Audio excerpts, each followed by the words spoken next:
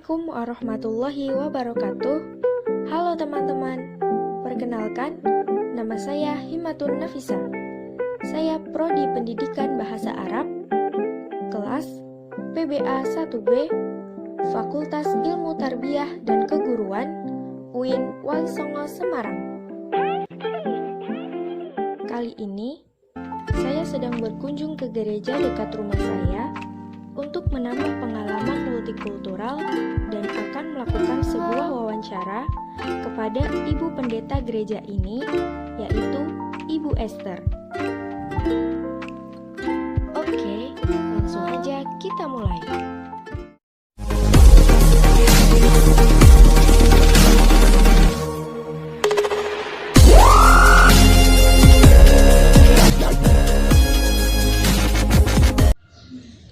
Selamat siang, Bu.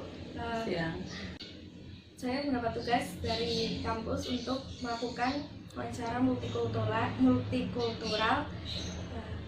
Kan kita tinggal di negara Indonesia yang dikenal sebagai negara majemuk atau pluralitas dengan berbagai macam perbedaan, baik suku bangsa, bahasa, agama. Kan kalau agama di Indonesia tuh ada banyak, ada Kristen, Katolik, Islam, Konghucu, Buddha, dan Hindu. Kalau mohon maaf kalau Ibu agamanya Kristen. Kristen. Berarti gereja sini untuk gereja Kristen. Ya. Kalau di agama Kristen ibadahnya setiap minggunya berapa kali? Satu kali. Satu kali. Ya ibadahnya satu kali, cuma ada persekutuan doa jadi maksudnya. Ya seperti itu. Persekutuan doa satu kali, dua kali. Kalau kegiatan, berarti itu termasuk kegiatan keagamaan gitu ya? Ya. Itu setiap kapan? Rabu dan Minggu. Ya. Kalau hari-hari biasa mereka masing-masing di rumah lakukan. Kalau untuk gereja dua kali. Berarti ada kegiatan yang di rumah sendiri? Ada masing-masing. Sejarah perkembangan agama Kristen di Indonesia sendiri itu bagaimana? Ya, saya nggak begitu lupa gitu loh, maksudnya sejarah masuknya Kristen gitu ya. Iya. Ya, nah itu saya agak-agak lupa nih soalnya.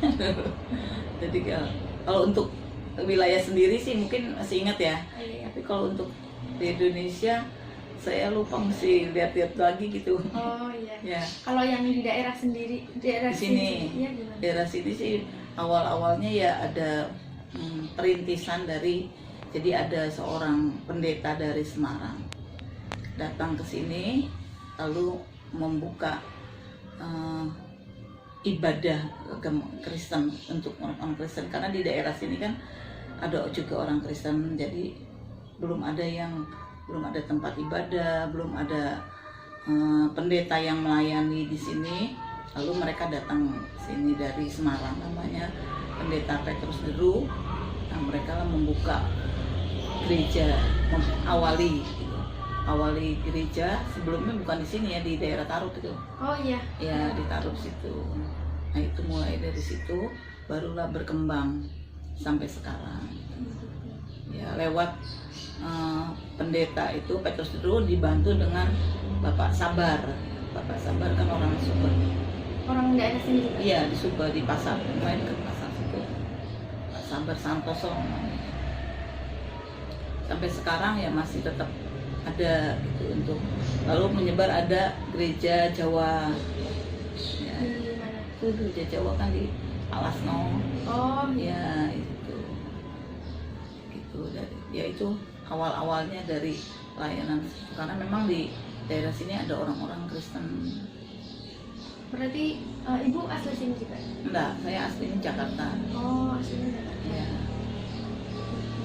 Terus emang pindah ke sini Karena ini ada yang meminta gitu, maksudnya di sini kan waktu itu tidak ada pendeta, lalu suami saya ditawari gitu loh, maksudnya dipanggil ke Subah ini untuk memimpin umat yang ada di sini, karena pas kosong tidak ada pendeta yang memimpin, lalu kami siap gitu. Jadi suami saya dari Manado, lah saya dari Jakarta. Udah di sini udah berapa tahun berarti? Sini udah lama, sudah dari tahun 87, berarti udah 33 tahun ya. Ya, 87 bener ya, 33 tahun.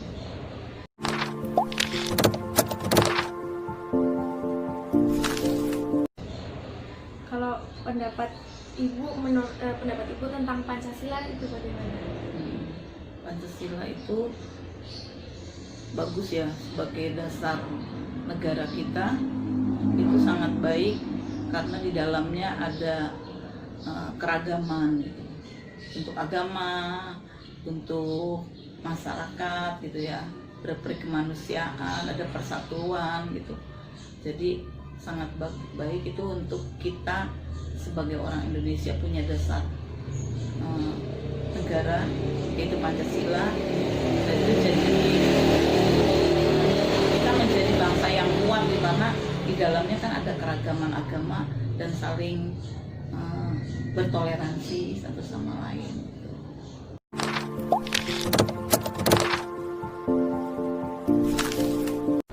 Kalau menurut keyakinan ibu, menurut agama keyakinan ibu, pandangan tentang Pancasila itu bagaimana?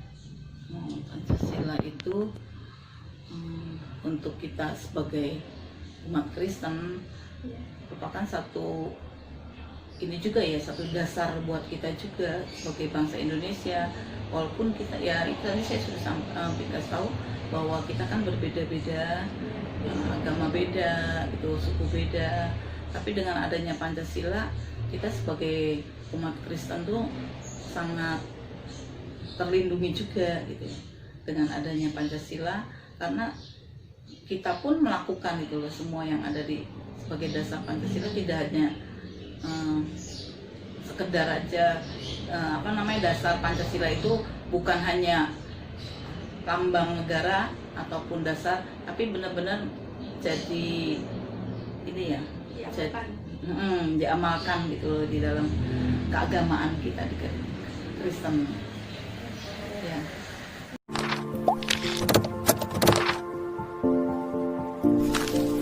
Kan kalau di Indonesia sendiri, di Subah juga terutama kan sebagian penganutnya beragama Islam. Nah, kalau perasaan ibu sebagai yang merupakan sebagian kecil gitu di daerah ini, itu bagaimana rasanya?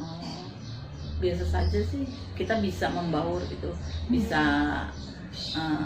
bertoleransi, bisa mengikuti gitu.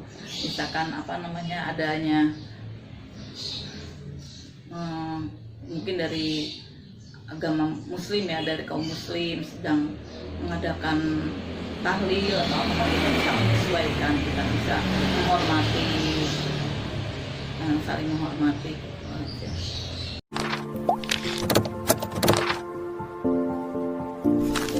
Tapi pernah nggak kayak mengalami perlakuan yang kurang menyenangkan atau kayak diskriminatif kayak gitu? Nggak pernah. Nggak pernah. Jadi nggak masalah ya kalau misalnya menjadi sebagian kecil dari masyarakat sini gitu? Iya, nggak apa-apa, nggak masalah. Memang keadaannya seperti ini, kita bisa saling rukun lah gitu. Nggak minder juga, biar kita sedikit minder, nggak apa-apa gitu.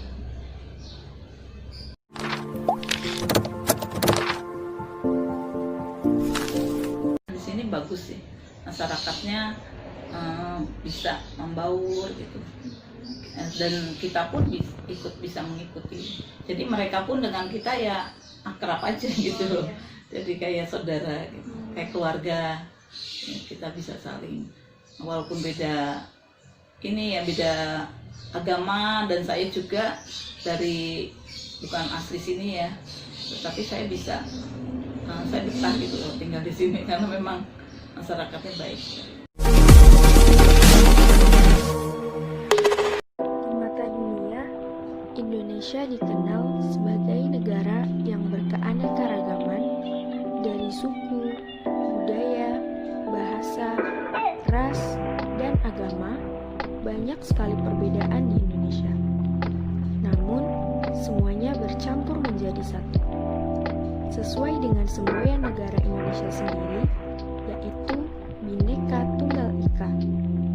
Artinya berbeda-beda tetapi tetap satu. Dengan perbedaan itu sendiri tidak menyebabkan sebuah perpecahan di Indonesia. Justru karena perbedaan itulah Indonesia bisa bersatu. Namun, pada era sekarang ini banyak isu-isu perpecahan dan intoleran yang menyebabkan perpecahan dan kehancuran suatu bangsa. Sebuah sikap intoleran atau tidak bisa saling menghargai satu sama lain akan menjadi hilangnya sebuah kerukunan. Dan hal itu mungkin saja timbul karena faktor internal ataupun eksternal. Contoh faktor internal atau yang berasal dari dalam yaitu seperti menurunnya tingkat toleransi di tengah masyarakat, ketimpangan di bidang demografi, kesenjangan kekayaan alam di antar daerah, iklim politik yang kurang sehat, dan lambannya kemajuan ekonomi. Sedangkan faktor eksternal biasanya berasal dari politik internasional, adanya pemberatan nilai atau westernisasi yang masuk ke Indonesia dengan membawa nilai-nilai demokratisasi, self-determination, dan juga globalisasi. Hal-hal itulah yang menyebabkan pergesekan antara kelompok mayoritas kepada kelompok minoritas. Sikap intoleransi tidak hanya karena pandangan membenci pribadi saja, namun juga dari perbedaan latar belakang seperti suku dan ras. Bahkan sekarang agama juga dijadikan kekuatan politik oleh orang yang tidak memiliki sikap toleransi. Hal itu juga menyebabkan hilangnya sikap toleransi satu sama lain dan lebih mementingkan kepentingan pribadi. Agar perpecahan tidak terjadi di bangsa ini, kita harus saling menghargai perbedaan yang ada di sekitar kita, seperti yang disebutkan Ibu Esther tadi. Jangan sampai kita mengucilkan sebuah kelompok minoritas atau sebagian kecil di sekitar kita.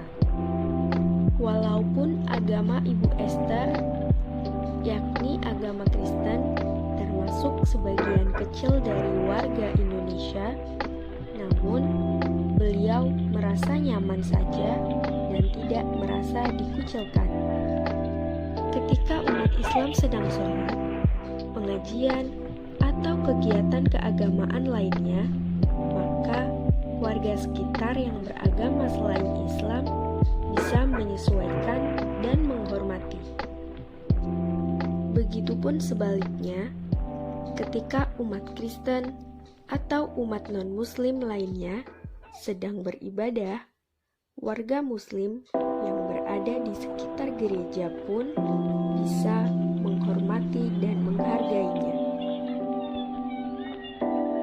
Seperti yang diajarkan dalam Islam yang terdapat dalam Al-Quran Surah Al-Mumtahanah ayat 8 yang artinya Allah tidak melarang kamu untuk berbuat baik dan berlaku adil terhadap orang-orang yang tidak memerangi karena agama dan tidak pula mengusir kamu dari negerimu.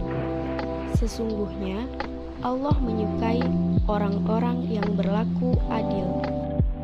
Kita sebagai warga Indonesia harus berpegang teguh pada ideologi dasar negara Indonesia sendiri, yaitu Pancasila. Kita harus bisa mengamalkan nilai-nilai yang terkandung dalam Pancasila.